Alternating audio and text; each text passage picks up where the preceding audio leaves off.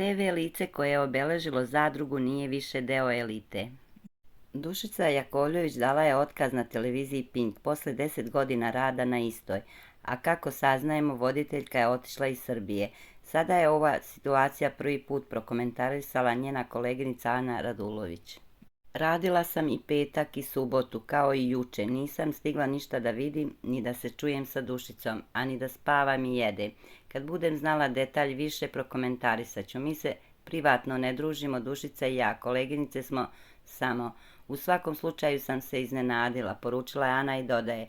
Da li je dala otkaz ili dobila, ne ulazim u to. Dušica se uvijek zahvaljivala Pinku da je najbolja televizija. Ne znam otkud sad odjednom ovako. Nezahvalno je da bilo šta prokomentarišem, zaključila je Ana. Na pitanje ko bi mogao da zameni Dušicu, Ana odgovara. Ne znam ni to, sinoć sam radila na njenom mestu. Volim da uđem u Belu kuću, volim studijski deo.